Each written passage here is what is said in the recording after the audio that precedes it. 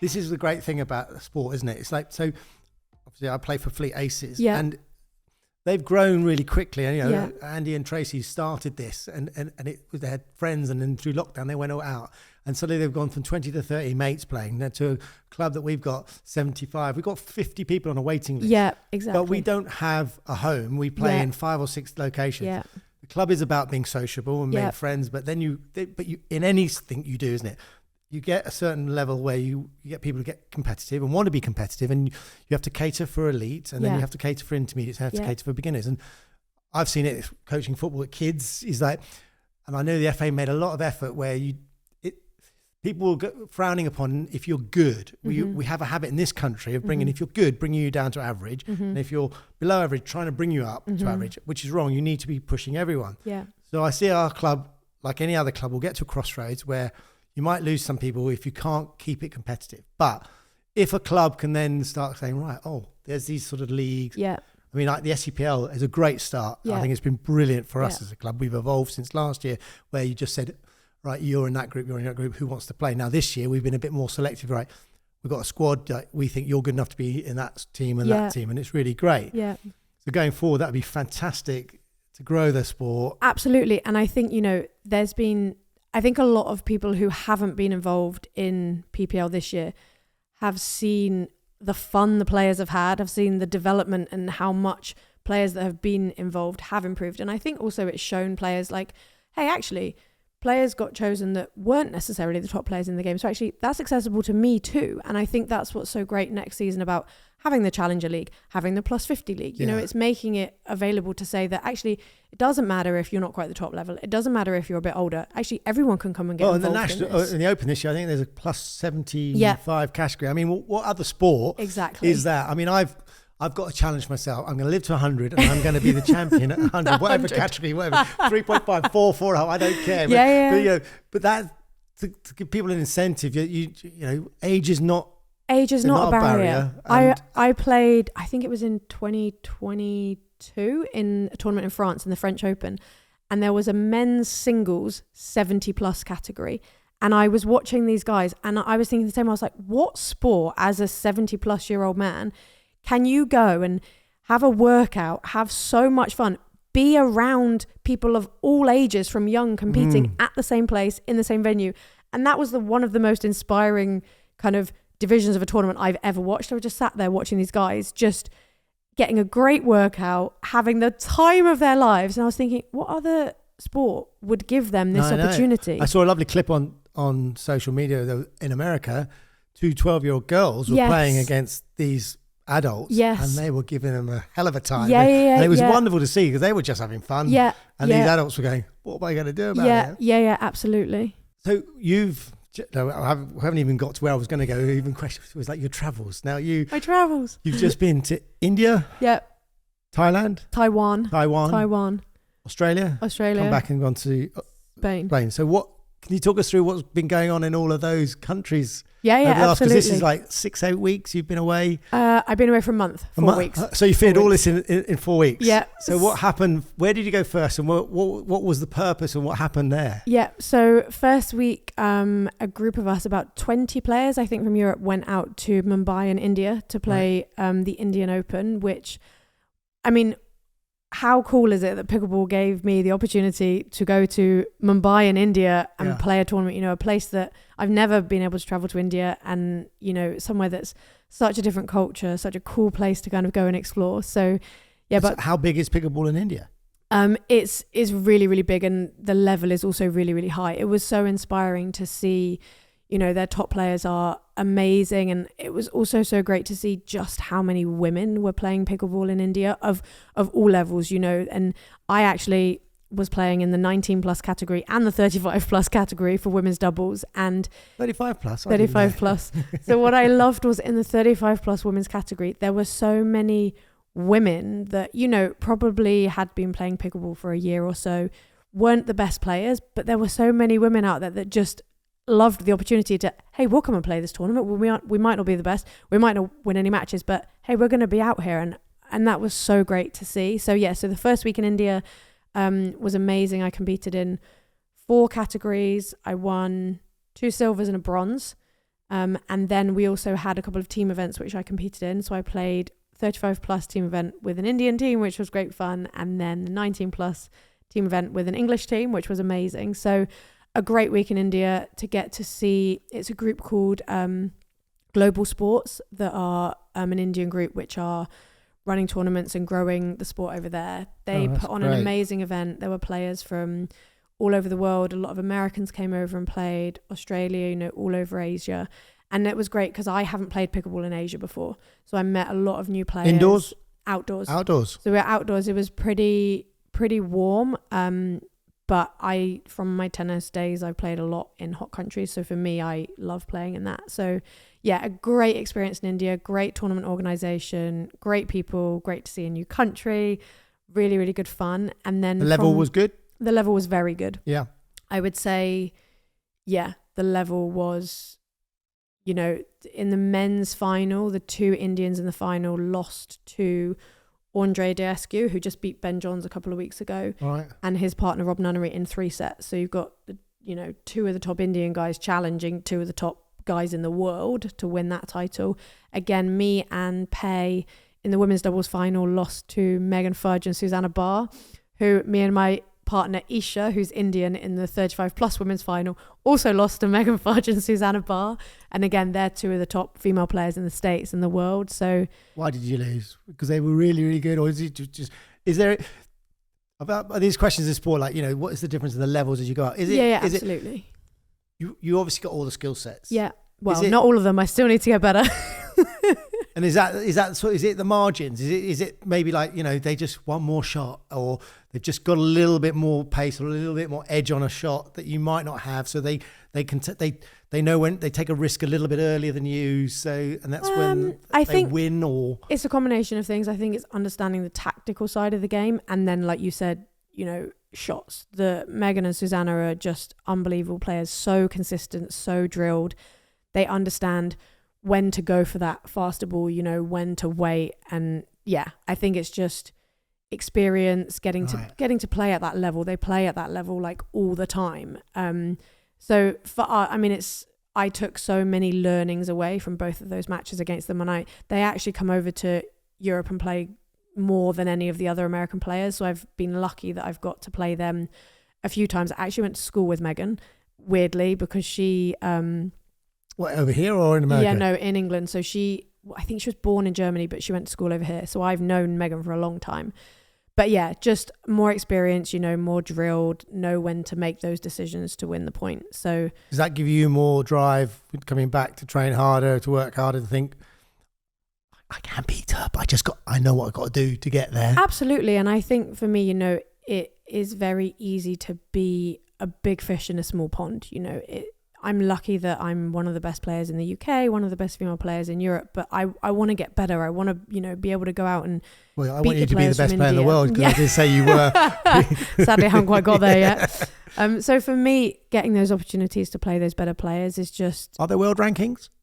Again, there are a few different platforms for world rankings, so there's not one kind of unified platform. But yeah, those opportunities to play against those players for me are great. Learning, of how I can get better, how I can continuously, develop and just become a better player. So, and then so from India, then just hopped over to Taiwan? Taiwan, yes. So Pei is obviously from Taiwan. So she's been wanting me to go out there for ages. So I thought it was the perfect opportunity to travel to Taiwan. So I got to stay with her family for a couple of days and meet her family, which was just amazing. So much fun. And again, I've never been to Taiwan, and again, a country that's such a different culture. So get to go and see somewhere new for me, somewhere so different. And she was great. Taiwan's not... Do they play pickleball there or not? Yeah, they do. They do. Yeah. And we went, we started off in her hometown of, I think it's called Hsinchu. Went from Hsinchu, well pronounced, Hsinchu to Kaohsiung, and then up to Taipei. So we got to really see like all of the country, which was amazing. And just Pei moved to the UK a year ago, so I've known her a year now. But she's always lived kind of in my culture and in my world. So it was great to kind of go and experience her world and see something different. And we were actually both ill. We both had flu when we were in Taiwan, so a good recovery week for us. That was more of a social visit then. It wasn't competitive. We didn't actually play any pickleball while we were there because we were just kind of recovering, from India. India was a long week. And then, so we had an amazing week in Taiwan. And then from Taiwan, we went on to Sydney. Popped over. In Australia. So Pei, so there's a Major League Pickleball Australia. So Pei is actually... Is it big in Australia? Yeah, it's big in Australia. So Pei is the captain. There's 12 teams in MLP Australia, and Pei is the captain of Sea Surge. So yeah, she went over for MLP Australia, but they also run another tournament alongside MLP, which is also called PPL. It's a bit confusing.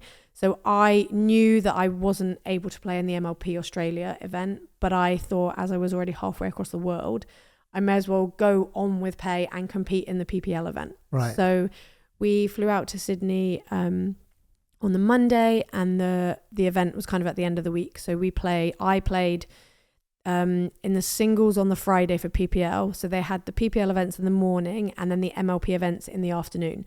So pretty much everyone apart from me was playing in both. So the schedule was stacked. And on the Friday, the singles day, it was 37 degrees. It made India look cold, and India was hot. It was really, really tough conditions on the Friday. And then ironically on the Saturday it rained, so they actually cancelled the gender doubles in the PPL. So sadly me and Pei didn't get to play women's doubles, which I was gutted about, because they've got some really great players in Australia, and I was really looking forward to getting to compete against those girls again, because we play a lot of the same people in Europe. I was going to say, you must be getting used to people on the same circuit, and you get to know each other's games. Exactly. But going over there and you've no idea that person on the other side and what their game's like. Exactly. And so I was really, really looking forward to play against those girls, but that was okay. That day I actually went out to explore in Sydney. So again, every cloud has a silver lining. We didn't get to play, but I got a really cool day of exploring and they played MLP in the afternoon. And then on the Sunday, I played mixed doubles. I played with a lovely up-and-coming Australian guy. He just actually turned 18 while we were at the tournament. And we did great. It was so much fun. We'd never met each other before. We finished 8th out of 29 pairs, which again, for a scratch pairing, we'd never played together before. The teams that kind of came all above us play more regularly together. Yeah. But, a great experience for me to play with someone different, to play against loads of different people. And it was great to meet all of the Aussie players. Again, they've got a great community, super friendly, just lovely people. The Aussies are, aren't they? They're the same. You get that vibe, even the tennis guys. They're good fun. Exactly, and great to meet the team that were running the event, Sanj and Adam. They did a great weekend of organising. And again, a lot of the Asian players that we'd met in India, they were also over playing for MLP Australia, because they kind of have a couple of Asian teams and then the Aussie and New Zealand teams. So we played in Australia, and then I flew back from Australia on Wednesday, had a nice 30-hour journey or 26-hour journey, and landed on Wednesday, and then flew on Thursday to Alicante, where this weekend I played in the second edition of the Mediterranean Open. So the first edition was back in December, and we played at Rafa Nadal's Academy. Second edition. So what does that mean? Second edition? The second tournament in their series. Okay. So the first tournament was at Rafa Nadal's Academy in Mallorca in December. And then this tournament was at Juan Carlos Ferrera's Academy, where Carlos Alcaraz trains. Okay. And I played a tennis tournament there as a junior. So it was, again, really cool to kind of go back there. And it was very cold and incredibly windy this weekend in Alicante. So we had a long weekend of being very, very cold. But again, I had a great tournament this weekend. I actually came away with a triple crown. So I won singles, women's doubles and mixed doubles. Hey! So a great So you are weekend. the best in the world. No, but when you win a triple crown, everyone's kind of like, all the focus is on you and like, oh, you did great. And I was thinking about this when I was driving here today. I was like, actually only one of those events I play on my own in singles. The other two, I need my partners to play really well. And I played for the first time this weekend with Hermione Baxter-Chinnery, who she is one of the up-and-coming women. She's one of the best women in the country, and she's done really, really well in PPL this year. So it was the first time we've ever played together, and it was so much fun playing with her. We actually came second in our group, so we lost one of our group matches, went through to the knockout stages, and then in the final had to play the team that we'd lost to in the group. but extra motivation. Yeah. Wonderful, and we played an amazing final. We barely missed a ball and we won, I think, 11-2, 11-2. But Hermione played amazing all weekend. And, you know, without her, I wouldn't have won women's doubles this weekend. So that was so much fun. And then yesterday played mixed doubles with James Chowdhury, who you talked about earlier. And again, he's an amazing player. And I'm so lucky that he puts up with me and I get to play with him.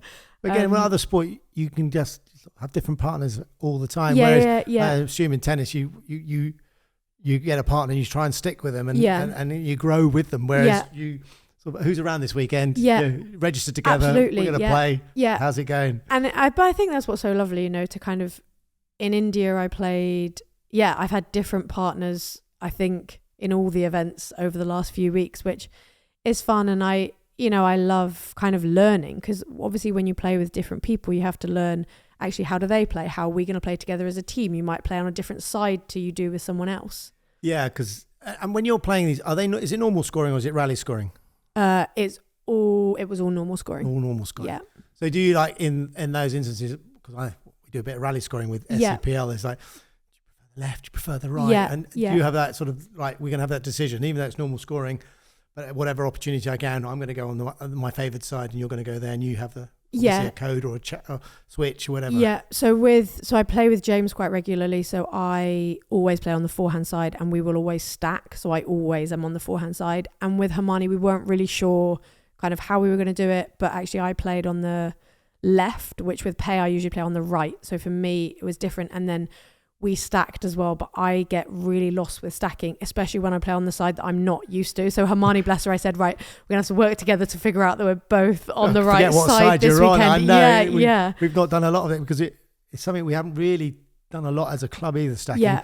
And I don't know why we obviously SCPL does rally scoring, but I don't know, is rally scoring played a lot in America or elsewhere, or is it just another way of playing? It's another scoring system, because I quite like it because every point works, you know. Whereas on the other game, you can be a bit more risky because if you've got two serves, you know that you can take a bit of a chance. So you're not going to lose completely. Yeah. So I think we see rally scoring mostly in MLP events. So in MLP Australia, it was rally scoring. In MLP in America, it's rally scoring.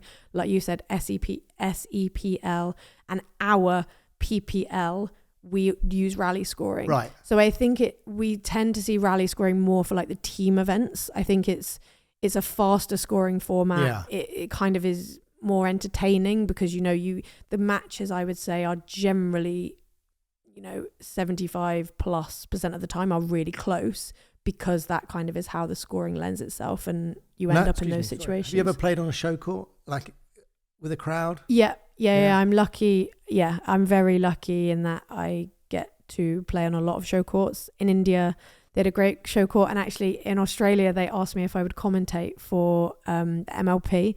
So that was really cool. Hang on, community and commentary. Yeah, so I've got to do in India. I got to do a little bit of commentary, and then in Sydney I got to do a little bit of commentary. So I've kind of been lucky enough that I've got to play on a fair few show courts, but I also got to be on the other side and be on the microphone. Yeah. So that's, and again, another learning experience for me. And yeah, I love... Probably harder than you think, isn't it? Yeah, it's really hard. And again, every time I do it, I'm like learning from, you know, who I'm commentating with. And you talked about Rob Williams earlier. He actually does the commentary for PPL. Oh, right. So he's a great commentator. So I was trying to listen to various different people before I was commentating to learn from them. But I actually love in pickleball playing in front of a crowd. Yeah. Whereas in tennis, I was the complete opposite. I hated it and I would freeze. And even now, if you put me on a tennis court with people watching, I will struggle. But I don't know what it is about pickleball, but I seem to thrive in that situation with a crowd. More comfortable. Yeah, I think, again, you're not, when you're playing with people watching, because you're so in the moment, you aren't that aware of actually... You just, does the noise sort of filter out a little bit? Or, I mean, is there a bit of razzmatazz with it all? Well, it was interesting because when we played one of the finals in India, someone said to me, oh, I can't believe they were playing music throughout your final. And I said, they were playing music? And they said, yeah. And I was completely oblivious to the fact that apparently there was music playing during the match. So again, I think you kind of are in the moment and you filter out a lot. Did you have walk-on music? Did you have to have nominated tune when you're coming on? No. If you did, would you have one? Have you got an idea what you'd walk on to? Oh God, no, I don't know. I'd have to think about it. But I think stuff like that is so fun. And I think pickleball is so new that there's so many different fun things that we can do with it. You know, it's not, tennis is very traditional, and tournaments, especially Wimbledon, are very traditional, and you know, you can't do a lot of different things, but because pickleball's so new, we can do so many fun and cool things. There is some etiquette in pickleball, isn't there? Yes. But there isn't a dress code as in you have to wear white or anything like that. But pickleball, you see a lot more, of people experimenting more with outfits within pickleball. Louis is one who I've seen a lot of different outfits, some with flamingos, various different things that he's worn. But that's great, potentially trying to encourage sponsors and you know, money into the sport, because you know, brands can be a bit way out there. Absolutely. And as long as you can still see the ball, because I know there's some people you can't, yellow ball, yellow tops, you can't have, you've got to be a contrast, isn't it? Yeah, otherwise you can't. Difficult. I think that's one of the main rules. Like, you can't wear yellow, obviously, because it clashes with the balls. But yeah. And where do you stand on Dupra?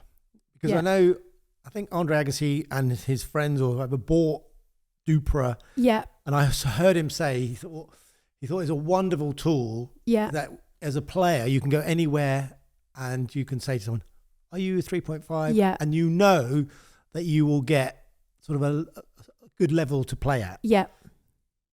However, getting to that Dupra rating is quite hard. Well, I think we start at club level now. If you really want to get a fair representation, you need to go out and try against other people. But do you think that's a good thing?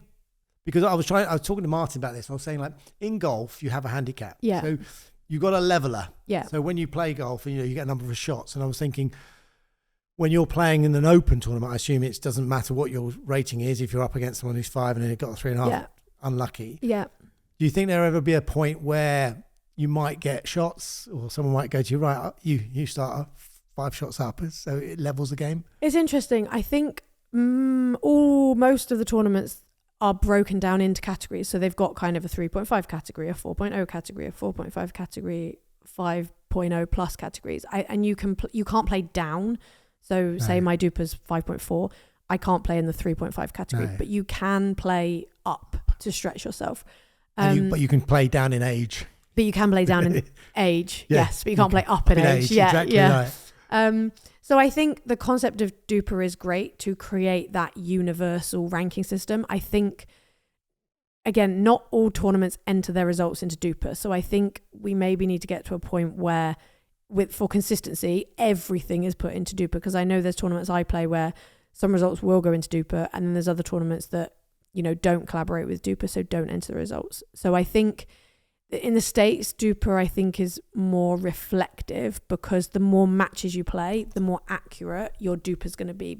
And I know they've changed the way the algorithm works a few times, and I don't actually know right now quite how the algorithm works, but I think, if you've played 1 or 2 tournaments, your Dupa might not be reflective of your actual level. So I think, especially in Europe, we maybe need to try and enter as much as we can into Dupa to try and have enough results so that people's Dupas reflect their actual level. Yeah, I think, because I was talking to Martin, he thinks there's an algorithm, the algorithm can work as well, is that if you're a lower rating to somebody above you, there's an expectation of how many points that you should get. Yeah. And if you exceed that, then you get rewarded for that against the better player. Whereas I think at the moment, even if I played someone better than me and I lost, my rating would come down, even though they were a better player. And I would have thought, hang on, I'm expected to lose, but do I get any benefit of, I lost 11-10 and they were 5 and I was a 3.5 for argument's sake, just for that big contrast. Yeah. That would be nice, because that really gives you some sort of motivation. You go, if you lose, it comes down. But then again, I suppose it doesn't matter. You go and compete or whatever. I think at the end of the day, I think, people get so tied up in, I'm a this, I'm a that. I think, like you said, I think actually people should focus more on, actually, I just want to keep getting better as a player. Let me go out and practice my shots. And if I win, great. If I lose, fine. But actually, let me try and just get better as a player and not worry too much about our ratings and rankings and that side of things. We've been talking for over an hour. And I know I've got a few more things. If you're happy to just carry on a little bit more. Absolutely. Yeah. Obviously, Diadem support us. Skechers support you. Yes. And they're a great sponsor. Yes. And they don't just do old people's shoes. They don't. No, they don't. They've got a brand of trainers I've seen come through. Yeah. Even Diadem now have come out with their own brand. I don't know. Yeah. Apparently the teal colour's quite popular. Okay. But everyone obviously seems to get on the bandwagon. Yeah. But obviously Skechers, you're ambassador for them as well? Yeah. So what does that mean? Yeah, so myself and Louis signed as Skechers' first UK pickleball ambassadors back in August of last year. So like you said, they've got a pickleball specific shoe, which I was actually working with Skechers from like the start of last year. And when I first had a conversation with them, we kind of said, you know, we would love to work with each other, but we want to make sure that I want to make sure that the shoe's comfortable and works for me, because there's no point in me working with a brand that actually the product doesn't work. No, you can't wear something if you're not going to wear it. I mean, exactly. I know Jamie Redknapp does adverts for them, and I don't think he actually wears them in real life. I think he does. I think he does. But yeah, but that's a more casual side. But in a sporting environment, I know my wife Sarah. She's really particular about what she wears on her feet. 100%. She's not bothered by the brand. It's comfort. Court shoes, she gets uncomfortable, and it's like trying to find that right support, comfort. Exactly. And I absolutely love the Skechers pickleball shoes, and I wouldn't come here and say it if that wasn't the case. I think for me, they're super supportive. They have the arch support built in as well. Right. So they're a great court shoe, great support. They also make them in so many cool colours. They're also a great team to work with, and that was something when I first signed with them that I said, look, you know, I have to believe in you as a company as well. It's not just about the product. I want to work with a company that I believe in, and they are like a family. They have an absolutely amazing team. Will, Emma, Petra, Georgia, and many others that I get to work with. They're so supportive. You know, anytime I need anything, they're there. And I think, you know, they've had so much growth in the States, and since I started working with them last August, I think they've done amazingly in this country as well. You know, everywhere I go, I see people in the Skechers pickleball shoes. Is it just clothing and shoes they do? Are yeah. they into paddles? Yeah, no, so they don't. They're going to stay away. They don't from make that. paddles. So, you know, shoes and clothing, and they sponsor the English Open, the English Nationals. They're getting involved next season with the Premier Pickleball League. So, you know, I think it's an amazing product, and you know, it's like anything. It's not going to be fit for everybody. No. Nothing is fit for everybody, but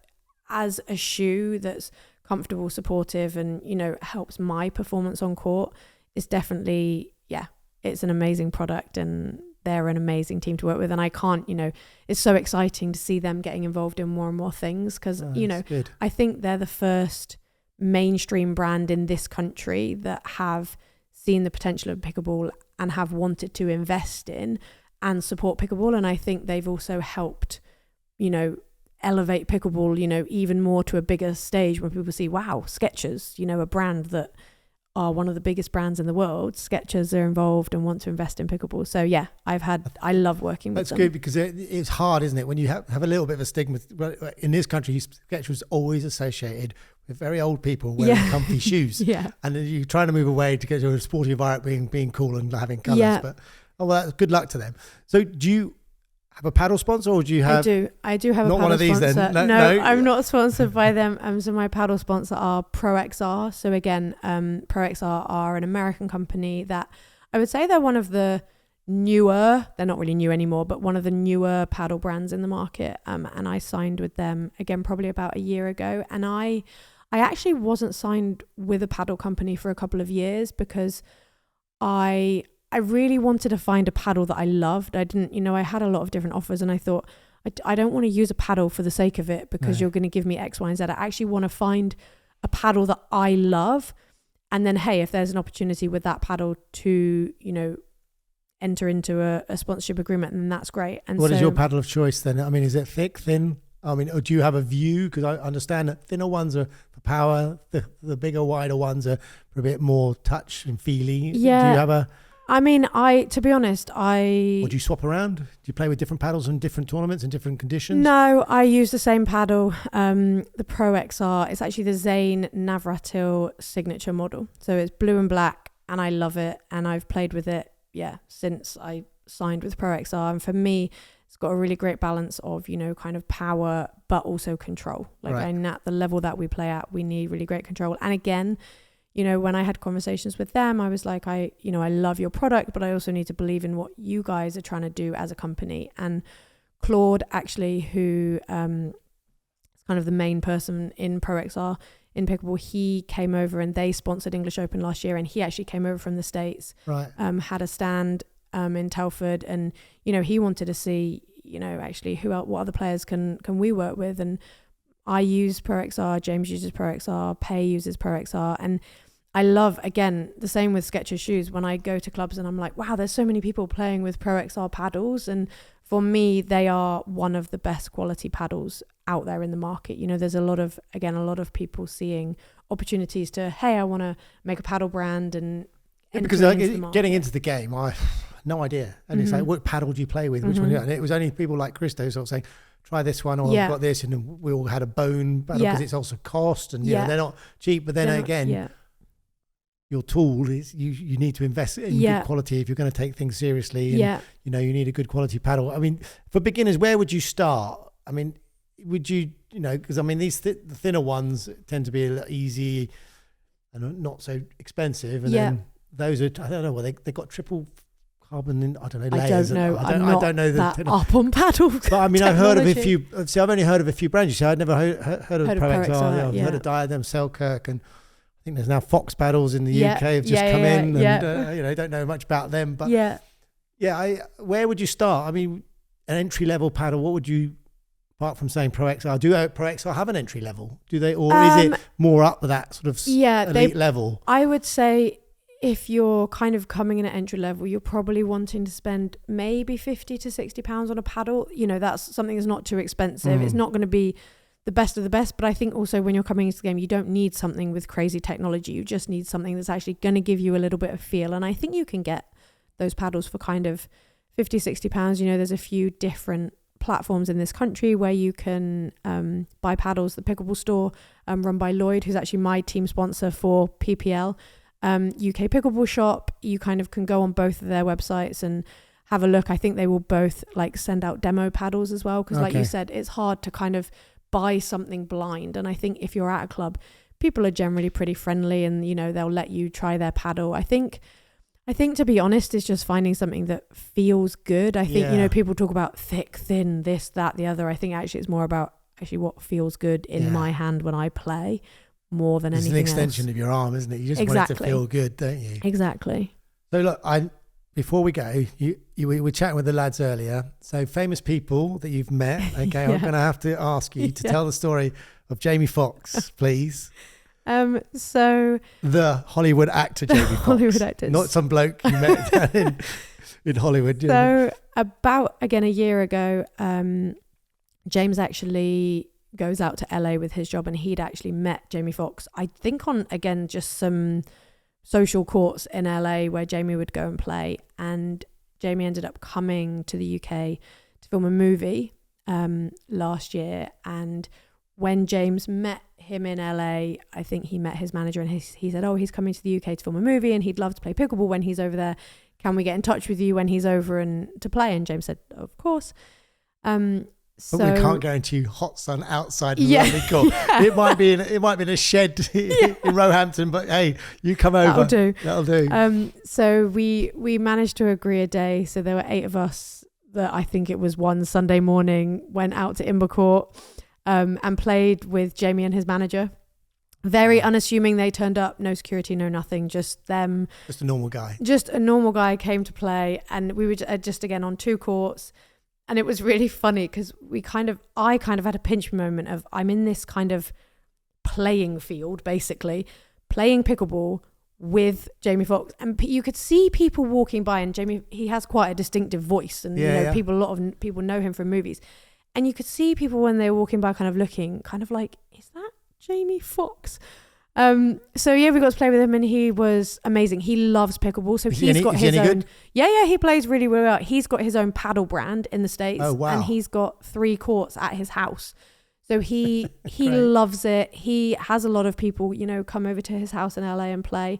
So we had an amazing experience playing with him. And then during the session, it was the day of the Super Bowl, and he invited us to his house that he was renting in London to watch the Super Bowl that night, which again was just, I mean, when in your life are you ever going to get an opportunity like that? Kansas City Chiefs versus the Eagles, wasn't it? Was it that year, last year? I think it was the Kansas City Chiefs. You'll know more than me. I'm not that up on NFL.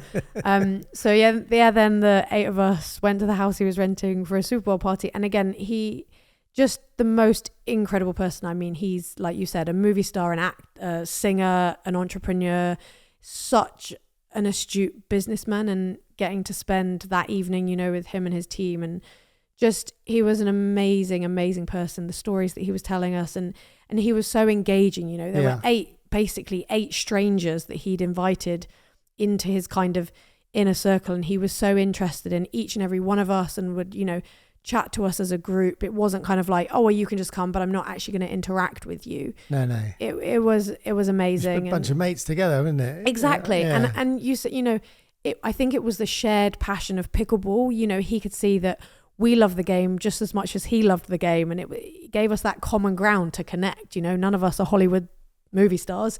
We don't have that much in common with Jamie Foxx, but we had pickleball in common with him, and that gave us. That's humans, isn't it? If you can find some common ground, you'll always can have an engagement with people, isn't it? Absolutely. So wonderful. Look, I'm going to say thank you ever so much for coming along. Thank you really for having appreciate me. your time. Thank you. We'll call it a wrap there, but thank you to Absolutely. Thaddea Lock for you. Britain's number one lady, not the world, but you will be. Definitely the world. Last question though, where would you like to see pickleball and yourself maybe in 5 years? Where would you like to see the game, UK, globally? Yeah. Where would you like to see it? I think in the UK, I would like to see everybody knowing about it. A lot more people know about it more now than they did kind of a couple of years ago, but I would like to see it being one of the biggest sports in this country, not just at a highly competitive level, but at a social level, so that everybody gets to experience, you know, the joy that we've got to experience from pickleball. I would love to see. Well, we've chatted for over an hour, half and it's and it's easy. That's the point, isn't it? Easy. Yeah. Do you think maybe the name they might rebrand it one day? Because No. I don't. But that's the thing. I think that's a good question, though, isn't it? Because people say, "Do you know the history behind the name pickleball?" There's a couple of stories. Not the dog one. That's not true, is it? I don't know if that's true. I don't know. People say there's two stories. Either it was named after, because it was played by some people in their garden, and I think they invented it. It was either named after their dog, who was called Pickles, or a pickle boat is a boat that's got elements of different things. And obviously pickleball has elements of kind of like tennis, table tennis, badminton, squash. Right. So I think that's the other story. Okay. That it was. Sounds more feasible. Yeah, that maybe that. But the dog one's quite charming. The dog isn't it? one is. Pickles. But no, I mean, I think when people first hear it, they're like, what? But actually, I think it's quite a unique and lovely name, and I think it should keep its name. I think maybe that's part why the of LTA charm. don't like it, because they want to get rid of the name because it's just not good. It stands out so much. Have you played paddle tennis? I played a couple of times with some friends just socially, and again, I can totally see the benefits of paddle. You know, having the walls, is really easy to pick up. With tennis, you know, if you miss the ball, you have to walk miles to pick the ball up. Whereas paddle, the ball's right there. You know, it's in an enclosed kind of cage. So, you know, I've played it. I find it really tricky with the walls. I came from tennis rather than squash. So for me, it's really hard to get used to the concept of moving away from the ball to hit it. And letting it come off, and you got more time than you think sometimes. Yeah. So for me, pickleball, I prefer pickleball because it's more similar to tennis, and tennis was my background. But I can see, you know, why so many people like playing paddle. Maybe there should be a challenge. We'll have a paddle versus pickleball challenge, you know, and just see what happens. Because you might. Well, I've got a friend of mine called John Inverdale. You probably know John. And I have association through rugby. Rugby club. Okay. And that's where I played. And we had a lunch, and there was a couple of guys, friends of mine, who play paddle, and I said, I play pickleball, and they just laughing at me. Yeah. Okay, I'll tell you what, let's have a competition. Yeah. Let's do pickleball, and then we'll all do paddle. Yeah. So I'm still waiting for that to be organised. Yeah, definitely. Like, because I see the benefits of all of it. I mean, I love a knock around with a tennis racket or go and play paddle down on the coast and stuff. But pickleball, please. But pickleball's still the best. Still the best. Thaddea, thank you ever so much. Thank you so much for having me. Thank you.